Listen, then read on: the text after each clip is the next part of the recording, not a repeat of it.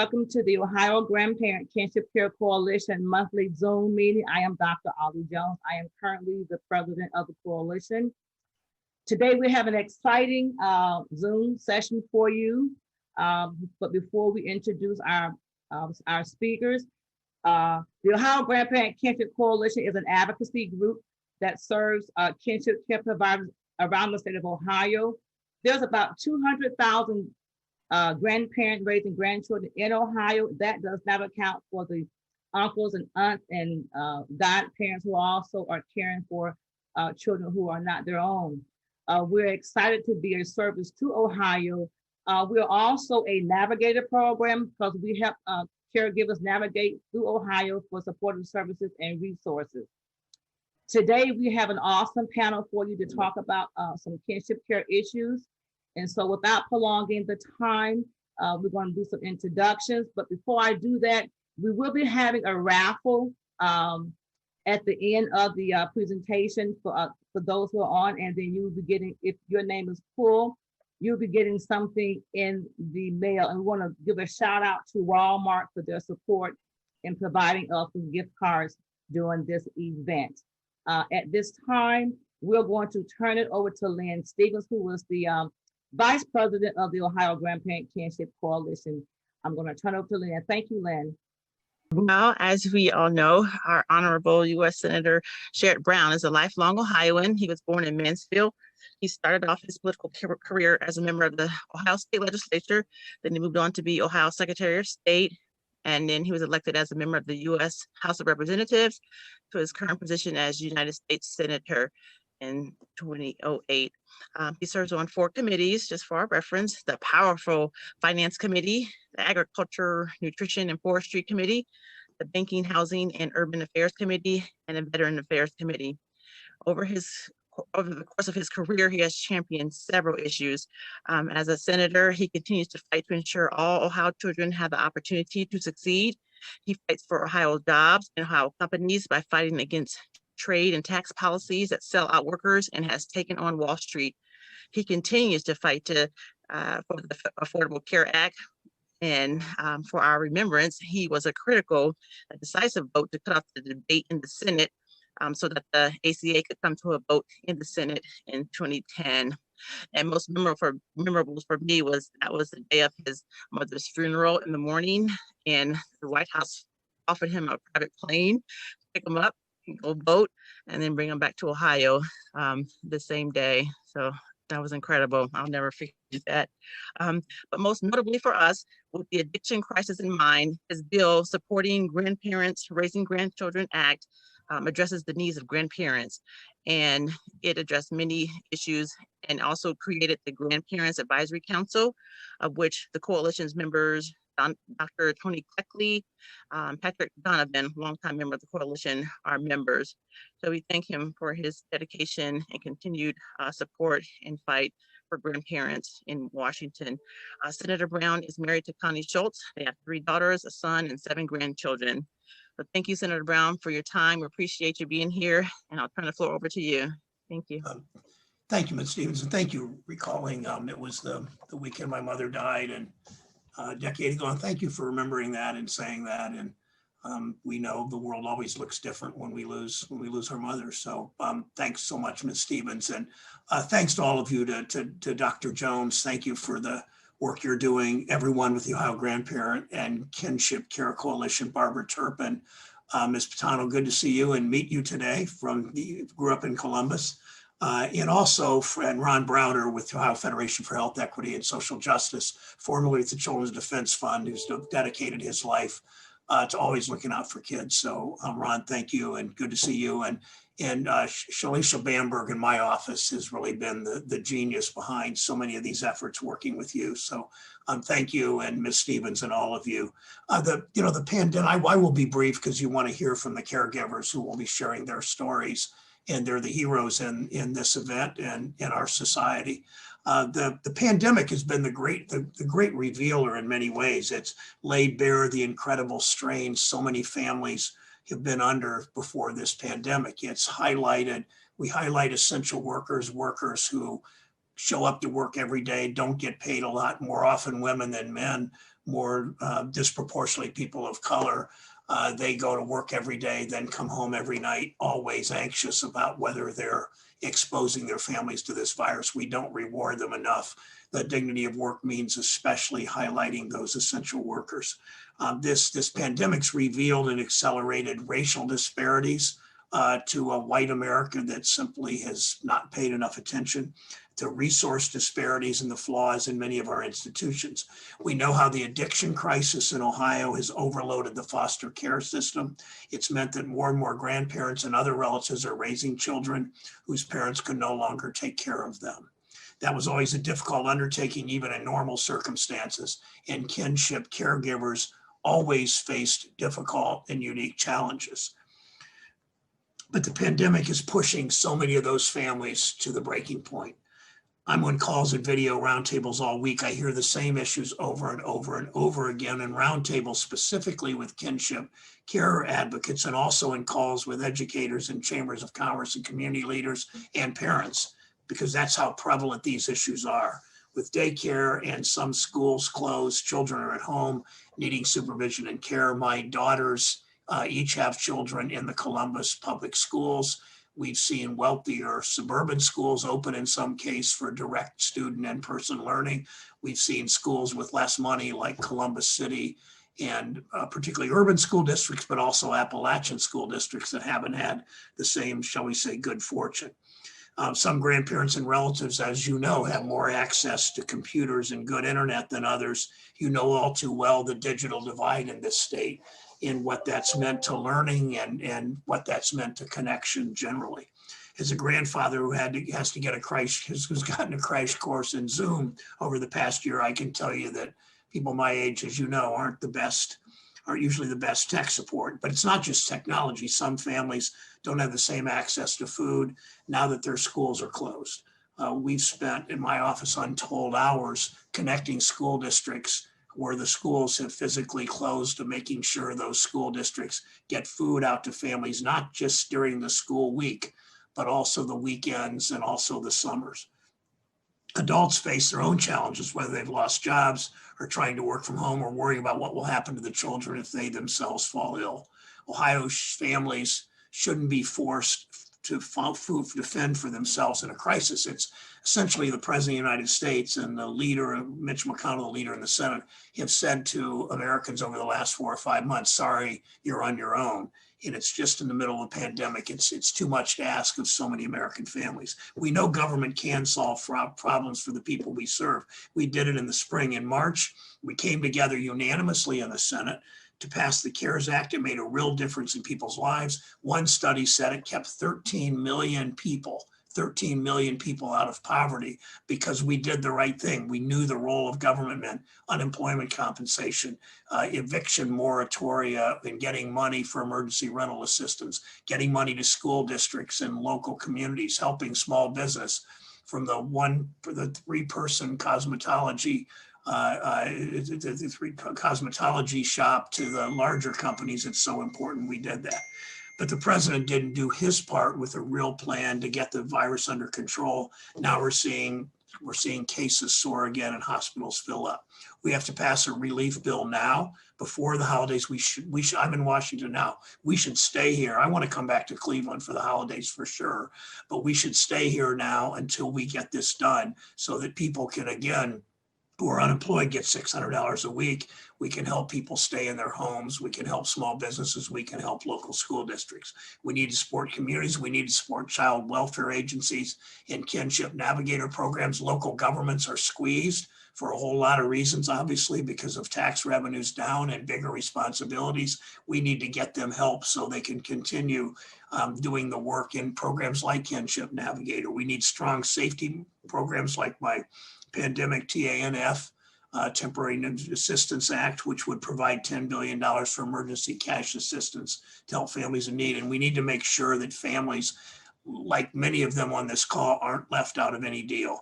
I worked with some of you with Shai in my office on the Child Welfare Emergency Assistance Act. Our bill would provide specific emergency aid to kinship caregivers in Ohio. It builds a lot on the successful work we've done together, including creating the advisory board when Dr. Tonye and Patrick Donovan now serve.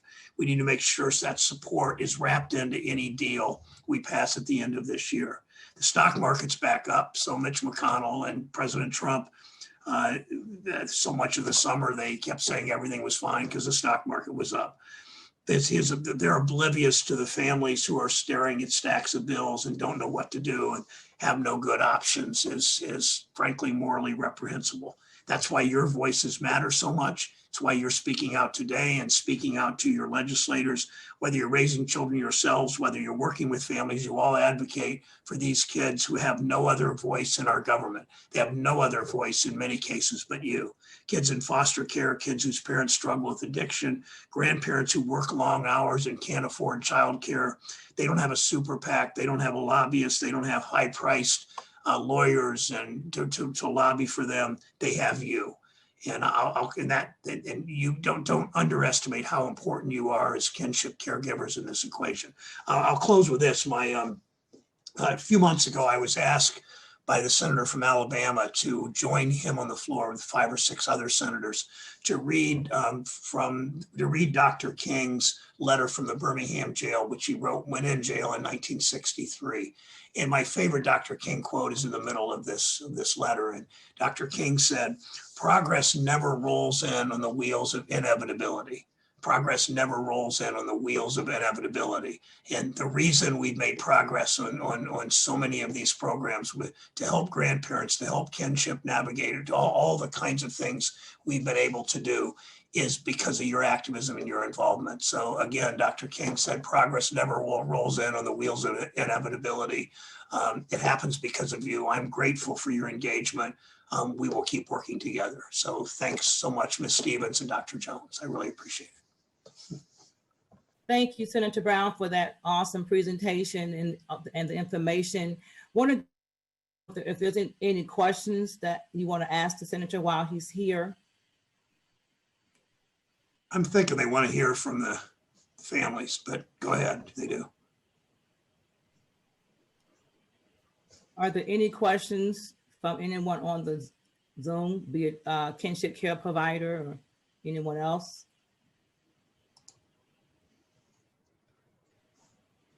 I just want to thank you for the commitment that you have shown over the years to kinship care providers. And it lets me know where your heart is. So I really do appreciate all that you do for the caregivers in the state of Ohio. Of course, and thank you for saying that. And thanks again, Ms. Stevens, for the memory of my mother. I appreciate that. Thanks, everybody. Good to see you all. All right, take care. Thank you so much. Thanks. Yes, take care.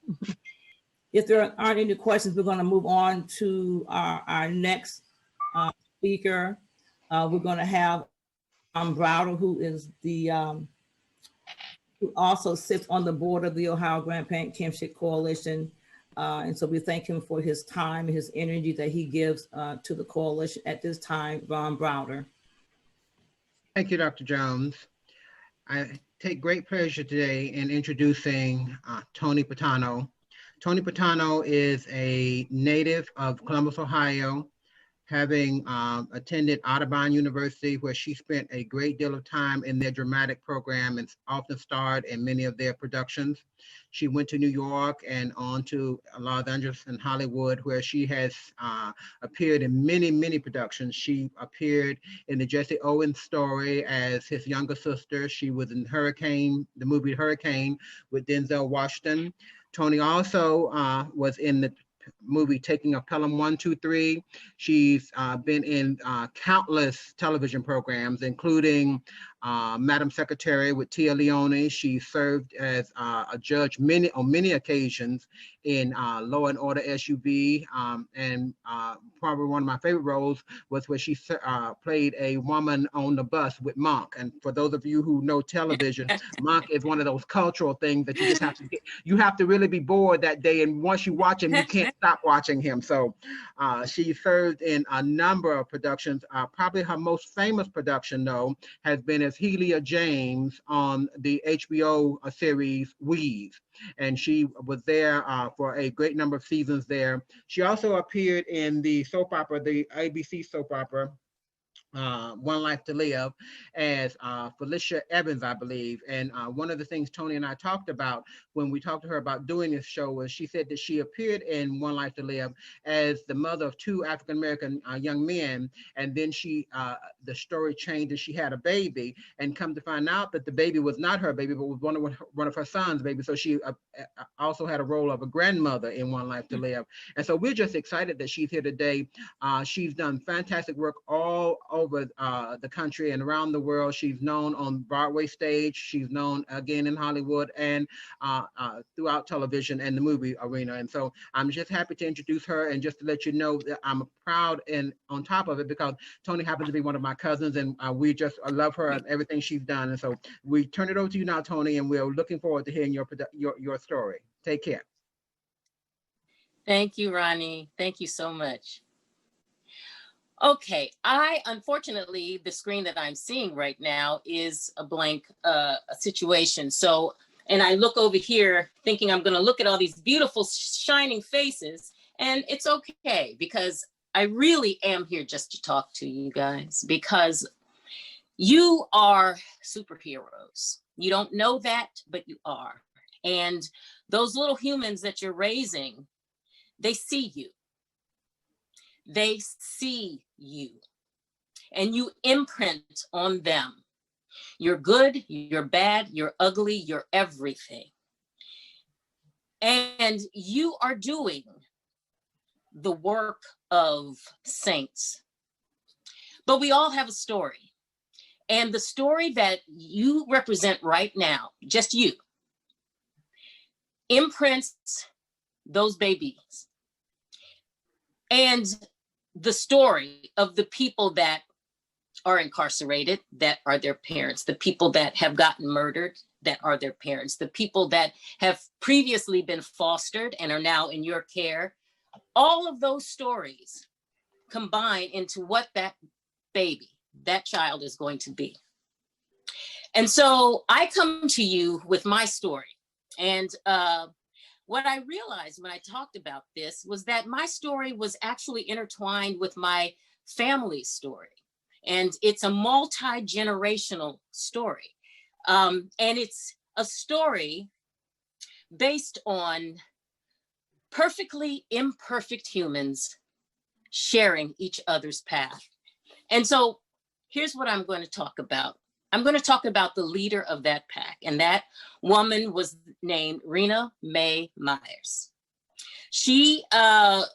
Rena Mae was amazing. She was born in 1905 in Smells, Arkansas, and she had two parents and siblings, brother, a couple of sisters, and she was amazing. She had vision. She wanted to do things in life. And one of the things that was available to a child, a 15-year-old in Smells, Arkansas in 1905 was to go out and teach school. So at 15, that's what she did. She taught school.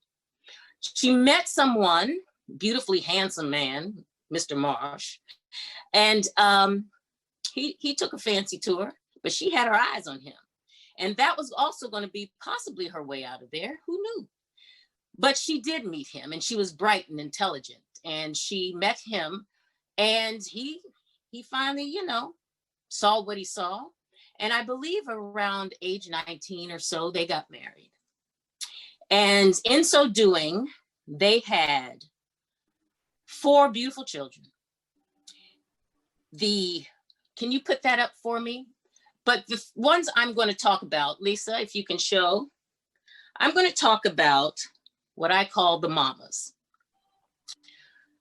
The mamas are what I call the little mamas. There they are. Look at those beautiful ladies. Now, here's the funny thing. These are the mamas. In this picture, these young ladies are young, literally. The one in the top, as you face the screen, right-hand side, is my mother at 15 years old. I know you guys are looking at this going, oh my gosh, they look 40, but this is how they looked. This is how they dressed. Down at the bottom is my, the oldest sister in that group, and that was Mama Gloria. And the one over on the other side is Mama Jerry. Now, Mama Gloria was 15 and a half in that picture, and Mama Jerry was only 12 years old. So you wonder why they look so fancy, why they look so dressed up, why they look how they look. Well, by this time, my grandmother had moved to Columbus, Ohio, and she had opened herself up a dress shop called Maylene's Creations. And there was another version of that dress shop as well. And because there was a thing that Black people couldn't get nice things. You know, you couldn't just walk into any white store and get a beautiful outfit. There were things that you had to go through. So my grandmother, she created a place where Black people could come and get laid out, beautiful clothes. And so these three women were basically her walking advertisements. They were beautiful. They would walk down the street. Somebody would say, well, where'd you get that? Oh, my mother made it, right? So that is ingenuity. That's what happens when you put your mind to doing the things that you need to do to make things work. Here's the other thing that I would love to share with you about this. These ladies, the mamas, were ultimately, can you go back to the full screen for a second? Just to me. It's okay. That's all right. My mother, at the age of, now this is 3 years from this picture, she decided that what happened? There were some things that I don't know how it happened, but at 17 years old, she wound up having a baby. At 17. Ironically enough, 17 years later, she had me. But at 17, she had my beautiful sister. And 5 months after that, the wonderful lady that you saw, the mama at the bottom, Mama Gloria, she also had a baby. So my sister and her first cousin were basically raised as siblings. My oldest aunt was not able to breastfeed. So my mother literally wound up breastfeeding both of those children, babies feeding babies. Now, again, I only put all of this stuff out there to let you know that times are not new. They've changed, but they're not new. We've even wealthy or well-to-do or people of color who have vision, all of these things, this happens. This is what happens. This has been happening for millennia. And we as people, as many of us as people of color, make a way out of no way. And we rely on each other in our families, period. That's what we do. So that's what happened then. So, and ultimately, the youngest one, you know, she wound up having a baby a little later, much later, about 8 years later. But here's the thing. These two babies, my cousin and my sister, they were well taken care of. They had their family around them. But my mother, she was restless. Now, she had been raised with her mother, and her mother was a woman who worked. Her mother opened that dress shop and she would be down there. She would be eavesdropping on what was happening. You know, she saw that a working mother, this is what they do. And she was a sickly child. And so she was always up under my grandmother. And she was sort of that middle child syndrome. So she always had it in her that she wanted to be bigger or more, or not just this. And so there was a troupe that came through in her early 20s called the Brown Skin Models with Solace Green. Can we put up that next picture, please? And she had an idea. You know, she'd been raising her kid and her sister's kids and all of the things. And she decided, you know what? I can do this. This is fabulous. This is fascinating. This is beautiful. The other picture, please. Can you go back? Can you go back, please? Thank you. So here she is at 26 years old, and she decides, you know what? I need to be a part of this troop. I need to be a part of this thing. I don't know how I'm going to do it, but I'm going to do it. So what she did was she walked up after one of the nights. This troop went on the Chitlin circuit, and that's where the Black people performed all across the country. But they were in Columbus, and she walked back behind stage, and she said, "Excuse me, do you need any more dancers?" Now, it's not that my mother knew how to dance or any of that thing, but she was determined. So she said, do you need more dancers? And that they looked her up and down. And, okay, you see, she's pretty enough. She's this, whatever. But no, I'm sorry. We don't need any more dancers. We're fine. So she thought on her feet. She said, do you need a seamstress? And they said, you sew? Yes, I do. I can make costumes for you. I can. And she raffled off a list of what she could do. And they're like, okay, well, we're leaving tomorrow. So if you want to join, then that's what we're going to do. But we definitely need seamstress. My mother went home and she told her family, I got a job. I'm going to be on the stage. I'm going to be. And sure enough, that's what she did. Off she goes, leaving her, I believe, then 6.5-year-old child with the family to raise, because she's going to see her dream through. So that's what my mother did for a long time. Next one, please. Next photo. And here's what family looked like in our family, with people raising each other's children and all of that. All of those 4 babies that you see there under that tree are some variation of cousins and one variation of a sister set. But they were raised as sisters, brothers, family.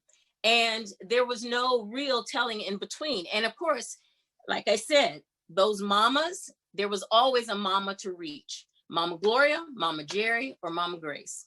Well, Mama Grace is off doing her thing now. And the one little girl on the telephone in the corner, that's her baby. That is her baby. And her baby now truly only has to depend on her aunties, which are her mamas. But one of the main people she depended on was our grandmother. My grandmother was so special. She knew when someone was feeling some kind of way. And so she made my sister feel special and important, because these other babies had their mothers with them. But my sister did not at that time. My mom was off being glamorous, amazing, and beautiful, and she was that. Okay, can we go back to the other screen, please? Just me. The long and short of it is, I'm building in to talk to you about the fact that this is generational. The thing is that you make a way out of no way, and family is family. We take care of each other the best we can, and we hustle, we work, we do the things that we need to do, but we also stand up for injustice. And within the families, resentments get built. It happens. If your child's father goes away and he's incarcerated, your child that you're raising is going to feel some kind of way about it. Yeah. But the beauty of my grandmother is that she never allowed for judgment. She never spoke a word of negativity towards any bad situation. And so that was something that got instilled in my sister. But she was never able to quite let go of the fact that her mother went off and left. And on top of all of that, she would send back amazing pictures of what she was experiencing, and law and darling and this and that. And when she would come in, she'd shower everybody with gifts and the whole nine. This was my mother's being. She was a dramatic human being, and she loved being the center of attention. But she was also an advocate like you guys. She fights, and she did everything she could. She took care of her people. She, like I said, but getting gifts and things like that was not necessarily what my sister needed at that time. But that's what she got. And she knew she was loved, but again, how do you feel? And that, again, it covers her story. There are going to be people like that all the time that we run up against, that you're still getting the effort and the care you need, but you're not necessarily getting what you want. And that also adds to your story. Can we go to the next picture, please? So after many years of this, not too many, but because she was about 6, but over the next 9 years or so, that was my mother's thing in her life. She would come back. She would actually start a normal life again, as it were, go off to Indiana, marry someone else, for a short period of time, didn't work. I think that young man wound up incarcerated, and she was done. She wasn't going to wait for that in Indiana. So she took my sister and actually one of her cousins, because they were staying with her because it was Mama Grace's time to take care of folks. And she put them back in care of the aunties, of the mamas, including my grandmother. And she off she went again to California, to LA. And this is a picture of my mother when she was pregnant with me at the age of 33. So about 13 years passed, and here she is. At this time, she was trying to make it. There would be Mantan Moreland, Sammy Davis Jr., Red Fox, all these people were a part of a group. This was the early 60s, 1961 to be exact. And again, she knew, and she had, she had it all, or she was on the verge of all these things. But there already existed Alina Horn, and there already existed all these other people that she sort of fit in their slot. This was the kind of woman that people would look at her and say, I'm sorry, what nationality are you? So she wasn't even able to be the human she wanted to be and do the work she wanted to do. But it didn't stop her. She was still, this is how she rolled, she was glamour all the way. So by this time, my mother had me. And can you go to the next shot, please? My mother had me. There I am. Boom. My godmother and my mother and me. And the amazing thing about that was she was settling down, and she decided, of course, she's going to send for her other baby. So my sister comes out. Finally, she's going to have her mother to herself. And look what happens. Who is this little person? And so my sister felt some kind of way about it. But she was amazing too. So she literally, when my mother would go out of the room, she would love up on me. She would hug that little cute girl and, oh, I love you so much. And as soon as my mother would walk into the room, oh, who is that? And I think what she did in her need to be seen, she found someone, and 9 months later, actually it wasn't 9 months because my nephew was born in June and I was born in October. So 8 months later, I have a nephew. So the one time when my sister could have had her mother to herself, here I am. And so now my sister is responsible. Generationally, this is what happened. My mother had my sister at 17. My sister had my nephew at 17. And now she's responsible for life. Was she ready to be responsible for life? Not so much, yeah? How does that work? So once again, the mamas step in. And this time, their grandmothers, yeah? So their grandmothers raising their grandchildren yet again. The other thing that I neglected to mention before that, when my grandmother was out in the dress shops doing the things, when she was doing that, guess who was raising her children? Her mother-in-law, who was a very different kind of grandmother. So here we have now already 3 generations of grandmothers raising the children of the people while they go do other things, or someone gets in trouble and is arrested, or someone does that. It's generational. It's what it is and how we step in. It's messy, but it's true. It's real. And it's what's probably happening in your lives. And you fight for the things that you need. And you don't want to have to explain. You don't want to have to it just is. Children deserve love. They deserve rights. So that little girl sitting on her heels with the flag at her feet. This was a time that's also me. This is a time when my mother, having tried with this industry called show business, she took a regular job at RCA, and she happened to get solder in her eye. And what that did, unfortunately, was it made her, how can I say this? It made her her eye do something strange. And so RCA, instead of wanting to get sued, they decided that they were going to give her medications or certain things to address that. And so what happened ultimately was it reacted with her diabetes. And this was back in the 60s when diabetics were, I mean, you could die at a drop of a hat. Her having me was a miracle at that point, but it messed with her blood chemistry and something triggered and off she went. So I was separated from my mother for 90 days. I was put in an abusive foster care situation, and my mother wound up in a psych ward or a mental institution for 90 days. This was a very common thing that happened in the 60s, when it didn't matter how much you said you were okay or you were fine. If they determined you were going to go in, you were going to go in. There are a couple of movies you can look up called One Flew Over the Cuckoo's Nest and Francis Farmer. And back then there were shock treatments. There were all kinds of things that would do to people when they were in there. My mother experienced, because she was stunning, abuse from the orderlies and the people, but she also went through extreme shock treatments, which was horrific.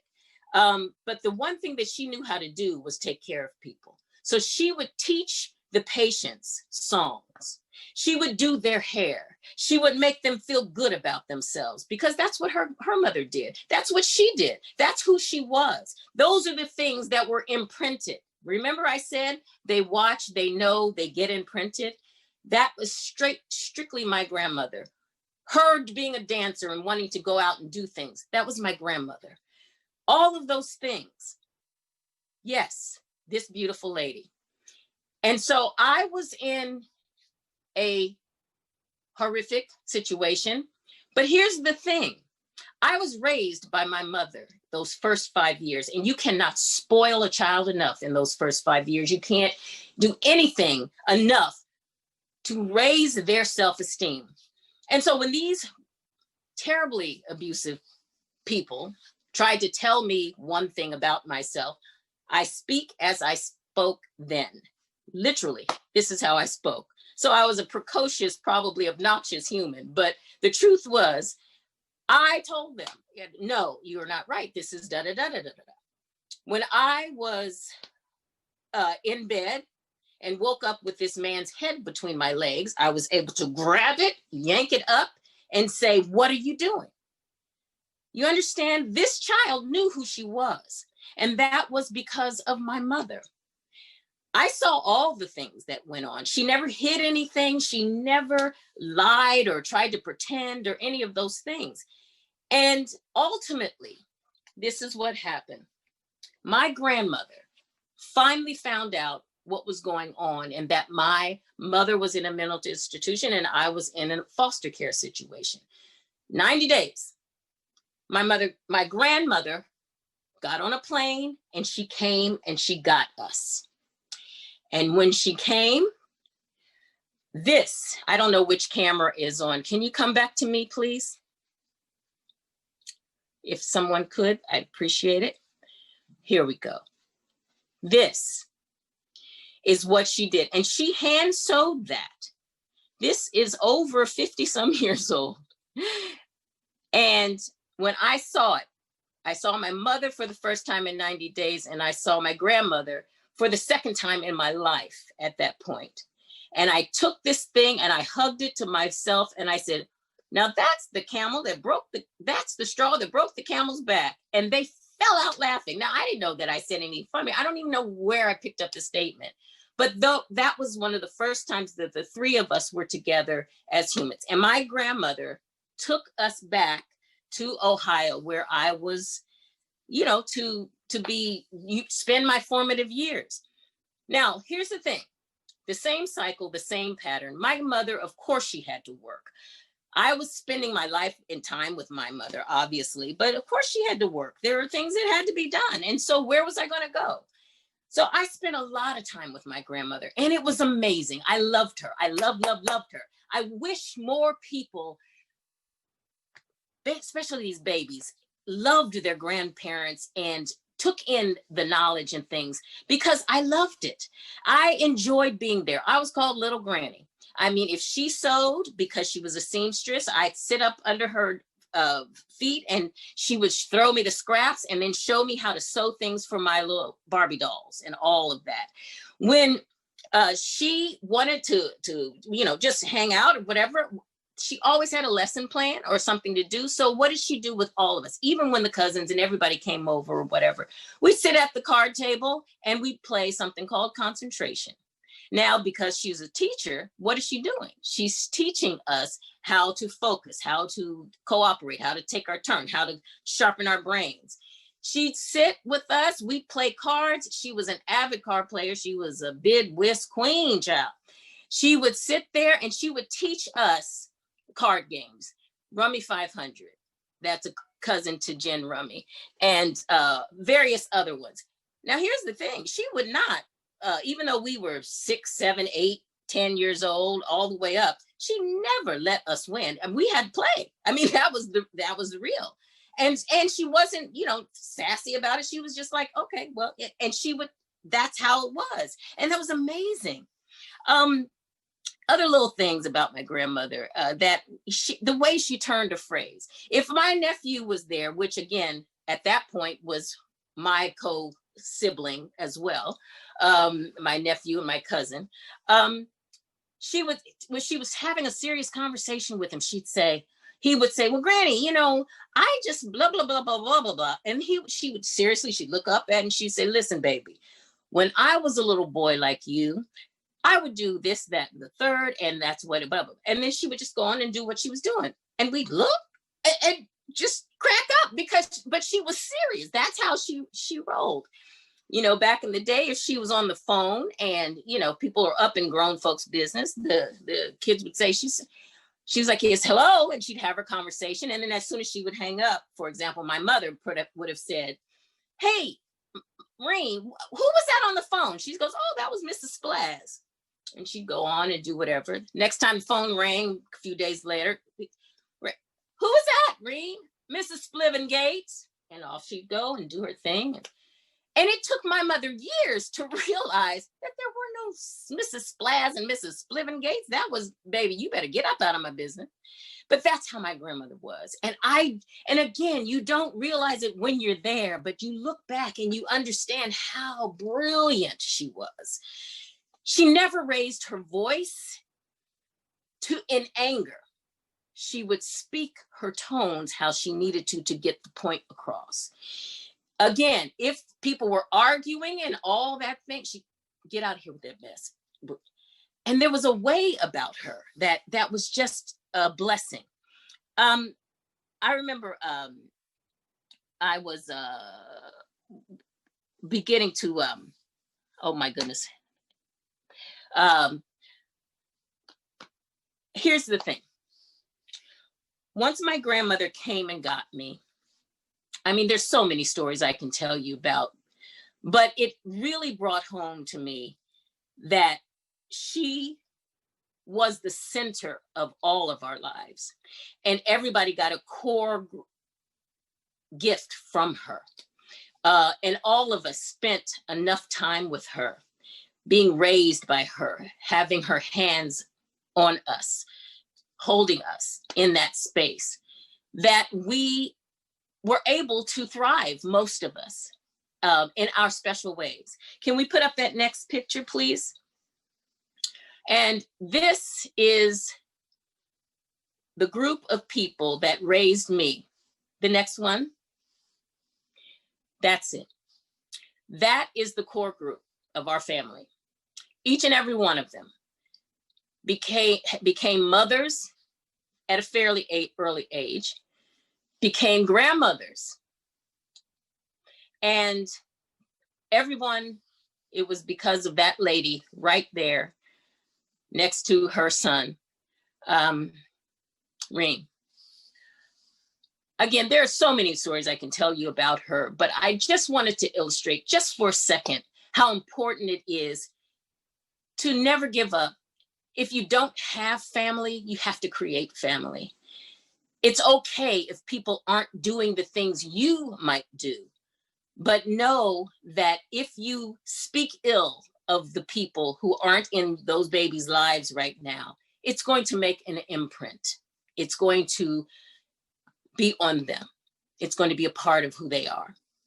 So the best you can do is be the absolute best that you can be in doing the things that you're doing, fighting for your rights, allowing their creativity, finding ways to see them.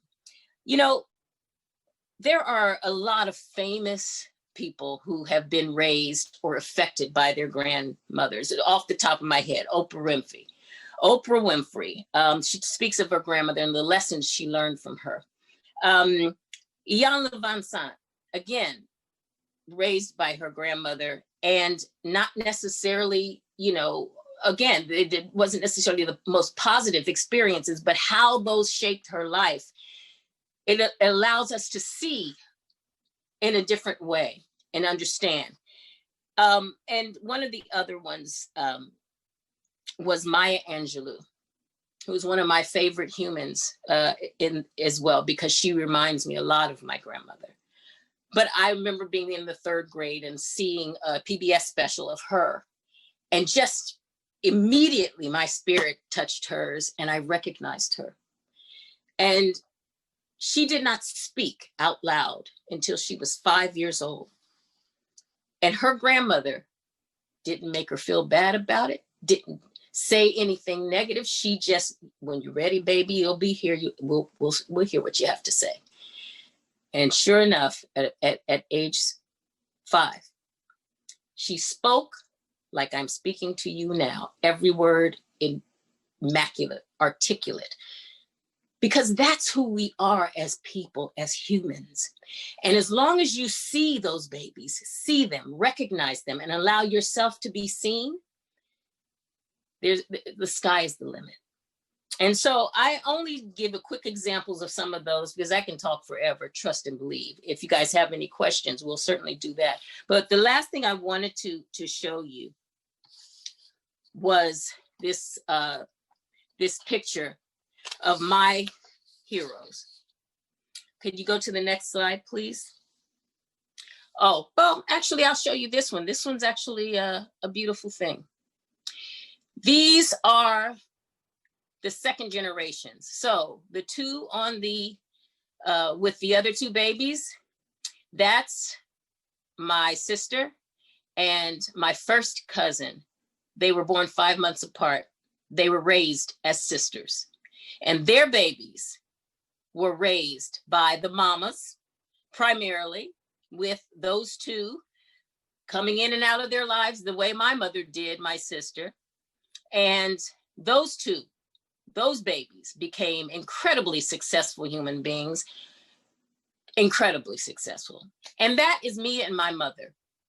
And like I said, I was split generation, but I acknowledge these amazing women, and that have all of them laid hands on, and we needed them. So that is what it means when they say it takes a village, because we all have to make up for each other's faults and exalt each other's champions. So that's what you guys are doing. I appreciate you, and I love that I was invited to at least share this sort of convoluted, complicated story, but that's our lives. They're convoluted and complicated.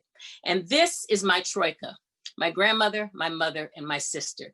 And that little baby right there is the great, great, great grandson of my grandmother. So you have 3 grandmothers and this baby. And that baby is now 6'3" and doing amazing things. And this,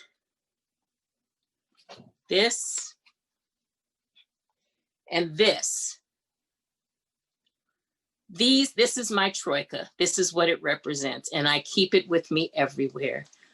My camel that I got, this little thing that my mother sewed by hand when we were sitting on a couch at some point. And this is the bear that my sister was holding when she took her last breath.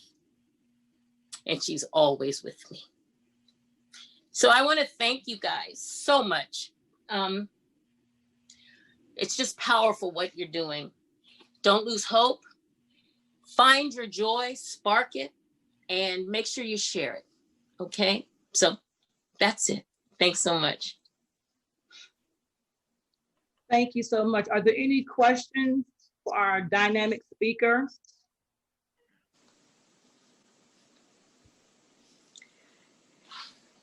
Well, I'll ask you one question real quick, Tony. Yeah.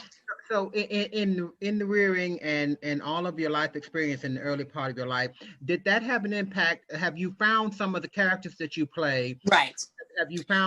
Have you been able to sort of transmit some of that into those characters? Right. Well, I appreciate you for saying that, Ronnie. The whole point of this is that I'm saying you get imprinted by the people around you, and they're the ones that raise you and exalt you.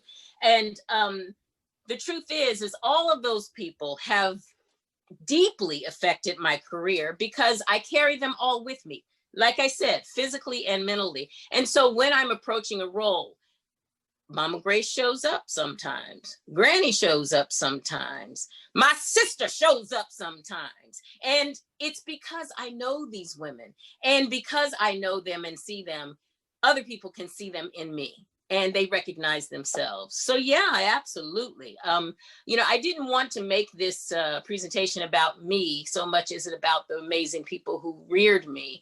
And because that's who you are right now. But I will say that, yes, if you do it right, or even if you do it a little wrong, you're creating masterpieces. So just know that. And the thing that Toni Morrison, another fabulous Ohioan, said, and I know many of you already know it, when they walk into the room, do you shine? Do your eyes light up? It makes a difference. So even in the midst of the crisis, the whatever we're going through, find a way to light up when they enter the room. Make them understand that we're in this together. And not only that, we're going to thrive and get through this. And if you're feeling some kind of way, then don't let them know it, but find somebody you can let that out with, because that's the blessing. And that is, again, something that I really got from my grandmother, because she never, ever made any of us feel like we weren't in the right place at the right time. So yeah, absolutely. It did affect my characters for sure. Are there any other questions? Well, thank you for that awesome presentation. And let me just say that many families need to be strengthened. And I heard a lot of strength coming from those who undergirded you and those that was growing up with you. But I also believe that one of the most effective ways to make families stronger and to identify their strength is to have policies that undergird and strengthen the family, to have programs and services that reinforce existing strength of not just African-American families, but families across the line, anyone who is caring for a child that's not their own. And with that, our strength perspective should be solution-oriented and focus on the access and resilience of low-income and moderate-income youth and families. And with that, we have to look at we call the strength of the Black families, but these strengths can go across the line for all families. So it's a non-color strength of the Black family, achievement orientation, work ethic, strong work ethic, flexible family roles. It means that we share the roles in the home that also strengthen the home. Strong kinship bond. We know that kinship goes beyond just the grandma or the aunts and the uncles, but fictive kin, godparents, that child's family, that child's best friend, mom. And so we know that when we talk about kinship care, the list goes on in terms of who can step in and begin to raise somebody else's child because they're unable or unwilling at that particular time. And then, of course, strong religious orientation, having that, and we've kind of lost that, I think, in this society today, just in terms of whoever you call your God, but that strong faith in somebody who is stronger than you are in terms of leading and guiding you. And so from a kinship care perspective, I want to thank you, those who are on the line, hoping you Yes. would have some questions, because we know that it takes a village to raise a family. And I did hear village in your family. Yes. Let me just share something with you that may be helpful. And again, because this was a pivot, as we are all doing these days, I decided to do this way. But what I'm going to really share with you, because I could not share pictures of people who mostly are alive and certain things, but my entire family is made up of kinship, all of it. I have cousins, uncles, nieces, aunts, and of all different financial strata, all of these things, all through the years. And we were all fighters. My mother, genuinely, when she got into Columbus, Ohio, the first thing she did was go to the welfare office, because she had nothing. She had no money. She had nothing. She didn't want to ask them to. And she basically asked, she literally, those who knew her, Ronnie can testify, she literally stood, they were ignoring her, that she stood up on a table and said, "Excuse me, I am asking for help. I have paid into this system. I am not begging you. I am demanding that you see me and deliver me a service." And everybody in the room stopped it. And they were, oh, well, and they stumbled over themselves to get to her, because again, she was that advocate for herself and for her child and her children and whoever, because that's who she was. And that came, like I said, from my grandmother. It's not an entitlement. It's to say, you're not begging for anything. None of you are. This is your right to have help. It's not saying you're going to need it every day, all day for the rest of your lives. And even if you did, so what? My point is those are the kinds of things. And ultimately, she wound up working for the welfare department, and as well as health and human services, and became an assistant ombudsman, helping people, advocating for people. So truly understand that, and again, the young lady you saw in that was my godmother.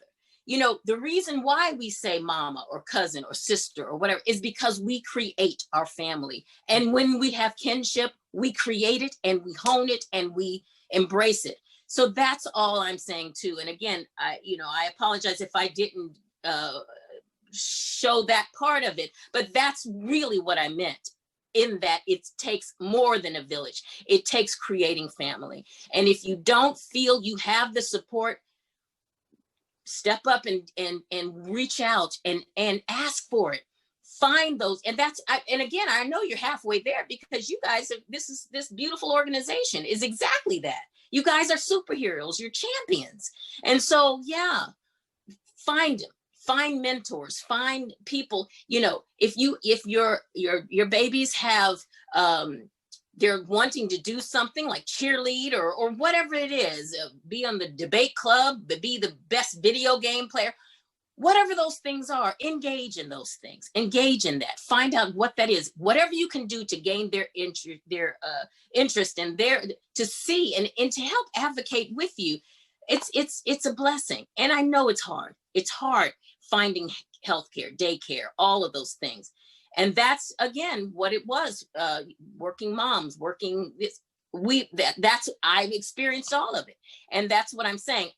It didn't hurt me to be around people that weren't my mother at the time she needed to do what she needed to do. And so you're that soft place to fall. And I know many of you are going through the same struggles. While you're being the soft place to fall, you need one as well. And so I beg that you reach out to people that you know and people that you are, and continue the fight to get this man gone, and so that we can get what we need to get, so that we can all get a leg up and keep moving forward. So yes, thank you for pulling that out, because I definitely meant to address that. And yeah. Thank you. And for those who are on the line, on the Zoom, who are kinship care providers, if you're not getting an email being invited to our weekly support groups that is being facilitated by one of the students from Ohio State, please shoot us a note and we'll get you on the list. Those support meetings are every Tuesday morning and every Thursday evening, where we have various speakers come in and provide you information that can further help you in taking care of those children that's in your care. If we do not have any questions, want to remind you that we've been doing something on a monthly basis to strengthen the kinship care piece and to keep you informed about what's going on around the state of Ohio. The Ohio Grandparent Kinship Coalition and Navigator organization is here for you. So please feel free to reach out to us on an as needed basis, get involved with the support groups. We are going to, we do have a raffle. I'm not sure how Bart wants to do that, but we will be looking at pulling names, and then if your name is pulled, you will be getting a gift card in the mail from the Ohio Grandparent Kinship Coalition. Can I say something? Can I say something just real quick? My name is Lenora, and you said something about the support group, and I actually do that support group, and we don't do it on Tuesdays no more. And I think she said because of attendance, but it is every Thursday night from 6:30 to 7:30, and sometimes longer because the conversation be so good. But I want to say that I'm not sure how I found out about it. I think I reached out to this program who told me about that program. And when I say I love it, I love it. I introduced myself as the stressed out, overwhelmed grandmother, and I'm emotional from her story that she just gave, raising 2 grandsons. That support group is what I need. And every Thursday, I look forward to that support group for a lot of reasons. For the support, for the grown-up conversation, for the resources, and for the good conversation that we have.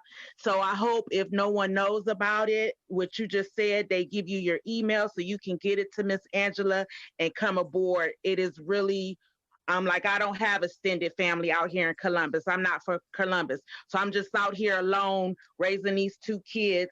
But just to have that support group for that 1 week, for that 1 day, for that 1 hour makes a difference for me.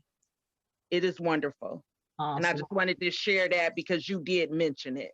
Well, thank you for sharing. I really appreciate it. Anyone else have anything to say? Any comments? Thank you so much for your lovely words in chat, guys. I really appreciate it. And yeah, just know you're not alone, especially if you reach out. And it's important that you do. It is. And thank you, sis. I really appreciate what you said about your support group and making sure. Yeah, I if I could do it all with you, I would, because it's a calling what you guys are doing. It really is. And just take a breath. Take a breath.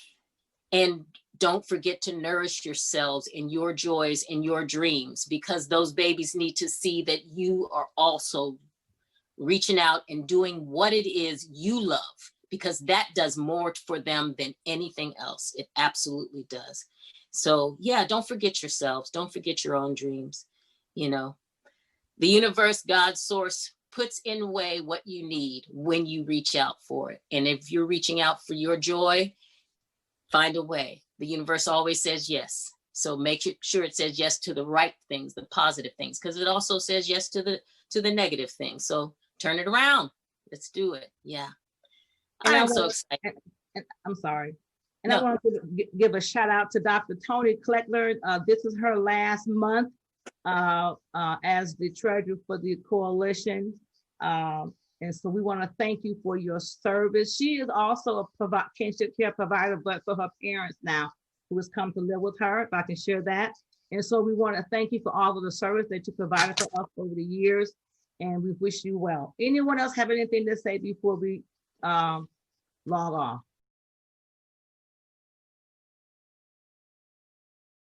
Okay, if there aren't any questions, thank you guys for being on. We trying to have a Zoom information every month on behalf of the coalition. Stay safe and have a Merry Christmas and a Happy New Year. Thank you so much. And thank you to our speaker. Awesome job. Thank you, Merry guys. Christmas. Bye. Merry Christmas. Fabulous job.